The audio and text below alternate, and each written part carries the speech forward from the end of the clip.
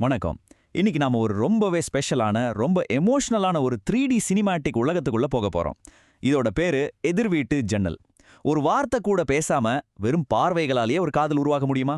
சொல்லப்போனா மழையோட குளிர், தனிமையோட வலி, காதலோட மென்மை, இது மூணும் கலந்த ஒரு அழகான அலசல் தான் இது. வாங்க நேரா உள்ள போயிடலாம். இந்த வரிய கொஞ்சம் ஆழமா யோசிச்சு பாருங்களேன். 2 அபார்ட்மெண்ட், நடுல ஒரு சின்ன இடைவெளி.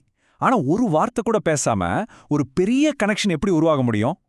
சத்தமே இல்லாத ஒரு காதல் எப்படி ஒருத்தரோட வாழ்நாள் முழுக்க ஒரு தாக்கத்தை ஏற்படுத்தும்? இது ஏதோ கண்ல பார்த்து ஆரம்பிக்கிற சாதாரண கதை இல்லைங்க. இது ஒரு முழுமையான இமோஷனல் பயணம். அது எப்படின்னு ஒவ்வொன்றா பார்ப்போம். இப்போ இதோட விஷுவல்ஸ் எவ்வளவு நுட்பமா டிசைன் பண்ணிருக்காங்கன்னு கவனிங்க. ஒரு பக்கம் அருணோட உலகம், காலையிலிருந்து ராத்திரி வரைக்கும் ஒரே மெஷின் மாதிரியான வாழ்க்கை, ரொம்ப சோர்வான முகம், அவனோட அந்த தனிமைய அந்த இரண்ட நீல நிற வெளிச்சம் அப்படியே பிரதிபலிக்குது. ஆனா அப்படியே ஆப்போசிட்ல பாத்தீங்கன்னா நஸ்ரியாவோட உலகம், அங்க ஒரு இதமான மஞ்சள் வெளிச்சம், அவன் முகத்துல ஒரு அழகான புன்னகை, கையில ஒரு காஃபி கப். ஒரு பக்கம் தனிமை, இன்னொரு பக்கம் ஒரு அரவணைப்பு. இந்த 2 வெவ்வேறு உலகங்களும் எப்படி கிராஸ் ஆக போகுதுங்கிறது தான் கதையோட முதல் ட்விஸ்ட். அருணோட லைஃப்ல சுவாரஸ்யம்னு சொல்லிக்கிற மாதிரி எதுவுமே இல்லைங்க.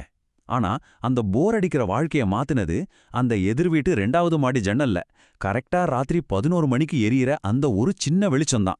அந்த பில்டிங்கே இருட்டுல இருந்தாலும் இந்த ஒரு ஜன்னல் மட்டும் அவனுக்கு ஒரு புது நம்பிக்கையை கொடுக்குது.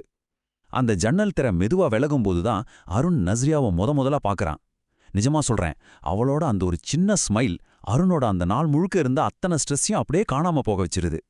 இவங்க 2 பேருக்கும் நடுவுல ஃபோன் நம்பர் கிடையாது, வாட்ஸ்அப் கிடையாது, ஏன் ஒரு சின்ன தொடுதல் கூட கிடையாது. ஆனா இவங்களோட மொழி எப்படி டெவலப் ஆகுதுன்னு பாருங்களேன். ஃபர்ஸ்ட் பால்கனில நின்னு காஃபி கப்பை காட்டிக்கிட்டு சிரிக்கிறாங்க. அப்புறம் கொஞ்சம் கொஞ்சமா காகிதத்துல எழுதி கண்ணாடி வழியா காட்டிக்கிறாங்க. சரி, கரண்ட் கட் ஆனா காதல் நின்னுடுமா என்ன? கண்டிப்பா இல்ல. மொபைல் டார்ச் லைட்ல சிக்னல் கொடுக்க ஆரம்பிச்சிட்டாங்க. ஒரு தடவை லைட் அடிச்சா ஹாய், 2 தடவை அடிச்சா மிஸ் யூ. இருட்டான அந்த மழை நேரத்துல இந்த சிக்னல்ஸ் எல்லாமே அவங்களுக்குள்ள ஒரு செம கியூட்டான எதிர்பார்ப்பு உருவாக்குது. இந்த இடத்துல தான் கதையோட முக்கியமான எமோஷனல் பாயிண்ட் இருக்கு. வெறும் பார்வையில போயிட்டு இருந்த உறவு ஒரு சின்ன பேப்பருக்கு மாறுது. நஸ்ரியா அந்த பேப்பர்ல லேட் ஒர்க்கா அப்படின்னு கேட்க, அதுக்கு அருண் சிரிச்சுக்கிட்டே லைஃபா அப்படின்னு பதில் சொல்றான். இது சும்மா சாதாரண வார்த்தை இல்லைங்க. அருண் தன்னோட ஒட்டுமொத்த கஷ்டமான வாழ்க்கையும் அந்த ஒத்த வார்த்தையில சொல்லிட்டான். நஸ்ரியாவும் அதை ரொம்ப ஆழமா புரிஞ்சுக்கிறான். இந்த ஒரு சின்ன கம்யூனிகேஷன் அவங்க 2 பேருக்குமான புரிதலை எங்கேயோ கொண்டு போயிடுச்சு. காதல் வளர வளர அவங்க உலகமே மாறுது. மழை பெய்யற அந்த அமைதியான ராத்திரிகள்ல அருண் தாம் பால்கனில உட்காந்து கிட்டார் வாசிக்கிறான். தூரத்துல எதிர் வீட்டு ஜன்னல்ல இருந்து நஸ்ரியா அதை ரசிச்சுக்கிட்டே மெதுவா கைத்தட்டுறா. 2 பேரும் ஒரே நேரத்துல ஒரே பாட்டை கேட்கறாங்க. அந்த ஸ்லோ மோஷன் தருணங்கள், மங்கிய விளக்குகள், பின்னடியில மழை, இது எல்லாமே சேர்ந்து எந்த சத்தமும் இல்லாம இவங்க காதல ரொம்ப மென்மையா வளர்த்துக்கிட்டே போகுது. ஆனா ரியல் லைஃப் எப்பவும் சினிமா மாதிரி ஸ்மூத்தா போயிடாது இல்லையா? இவ்ளோ ஸ்ட்ராங்கா வளர்ந்து வர இந்த காதலுக்கு நடுவுல கண்ணுக்கு தெரியாத ஒரு பெரிய சுவர் இருக்கு. அதுதான் மதம். சமூகத்துல இருக்கிற இந்த ஆழமான தடை எந்த சத்தமும் இல்லாம இவங்களுக்குள்ள ஒரு பிரிவை ஏற்படுத்த காத்துக்கிட்டு இருக்கு. அவங்க மனசளவுல எவ்ளோ நெருக்கமா இருந்தாலும் இந்த காணாத சுவர் அவங்கள ரொம்ப ஹார்ஷான ஒரு யதார்த்த உலகத்துக்கு இழுத்துட்டு வருது. இந்த பாயிண்ட்ல தான் மொத்த கதையும் தலைகீழா மாறுது. ஒரு நாள் ராத்திரி நஸ்ரியாவோட வீட்ல பெரிய சண்டை சத்தம் கேக்குது. அழுது வீங்கின முகத்தோட ஜன்னல் கிட்ட வர்ற நஸ்ரியா ஒரு காகிதத்தை காட்டுறா. அதுல மேரேஜ் ஃபிக்ஸ்ட் அப்படின்னு எழுதியிருக்கு. இத பார்த்த அடுத்த செகண்ட் அருண் கையில இருந்த காஃபி கப் மெதுவா நழுவி கீழே விழுது. அந்த ஸ்லோ மோஷன் சீனை பார்க்கும்போது அருணோட மொத்த உலகமும் சுக்குநூறா உடையறத நம்மளால ஃபீல் பண்ண முடியும். அவன் லைஃப்ல முதல் தடவையா ரொம்பவே ஆதரவற்றவனா நிக்கிறான். அதுக்கப்புறம் அந்த ஜன்னல் திறக்கவே இல்லைங்க. அந்த வெளிச்சமும் எரியல. அருண் தினமும் அந்த வெறுமையான ஜன்னலையே பார்த்துக்கிட்டு நிக்கிறான். அந்த இருண்ட நீல நிறம் அருண் மனசுல ஏற்பட்ட அந்த இருட்டான வெற்றிடத்தை அப்படியே காட்டுது. சம மழை பெய்யுற ஒரு ராத்திரியில அருண் சத்தமே இல்லாம அழ ஆரம்பிக்கிறான். ஏன்னா சில காதல்கள் சண்டை போட்டு பிரியாது. எந்த காரணமும் சொல்ல முடியாம பயங்கரமான வலியோட அப்படியே பாதியில நின்றோம். காலம் யாருக்காகவும் நிற்காது இல்லையா? முதல்ல அந்த தாங்க முடியாத இதயமுடைற வலி கொஞ்ச மாசத்துல நஸ்ரியாவோட குடும்பம் அந்த வீட்டை காலி பண்ணிட்டு வேற இடத்துக்கு போயிடுறாங்க. அருணும் தன்னோட வாழ்க்கையில மூவ் ஆன் ஆக ட்ரை பண்றான். புது வேலை, புது வீடு, புது மனிதர்கள்னு எல்லாமே மாறுது. ஆனா சரியா 3 வருஷம் கழிச்சு திரும்பவும் ஒரு மழைக்கால சாயங்காலத்துல அருண் தன்னோட அந்த பழைய அபார்ட்மெண்ட் ஏரியாவுக்கு வர்றான்.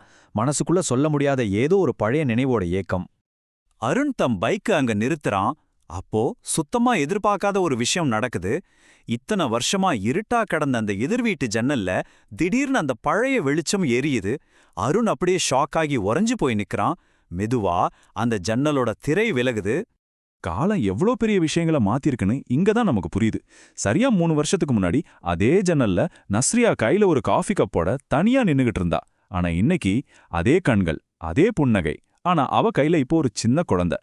இந்த ஒரு விஷுவல் அவளோட வாழ்க்கையில நடந்த மாற்றம், அந்த பிரிவோட ஃபைனாலிட்டி, அவளோட புது வாழ்க்கை, இது எல்லாத்தையும் ஒரே செகண்ட்ல அருணுக்கு உணர்த்திடுது.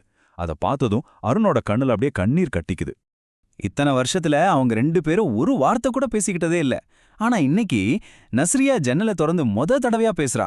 நம்ம காதல் தோத்ததில்ல அப்படின்னு ரொம்ப அமைதியா சொல்றா. தன் குழந்தைய அணைச்சபடியே அது யாரையும் காயப்படுத்தாம அமைதியா முடிஞ்சது அப்படின்னு சொல்லி முடிக்கிறா.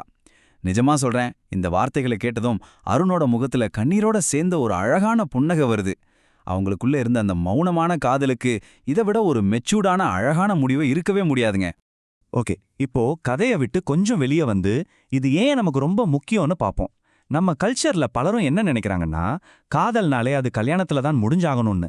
ஆனா யாரையும் காயப்படுத்தாம ஒருத்தர் புரிஞ்சுக்கிட்டு அமைதியா விலகுற ஒரு ரிலேஷன்ஷிப் எப்பவும் ஒரு தோல்வி கிடையாது.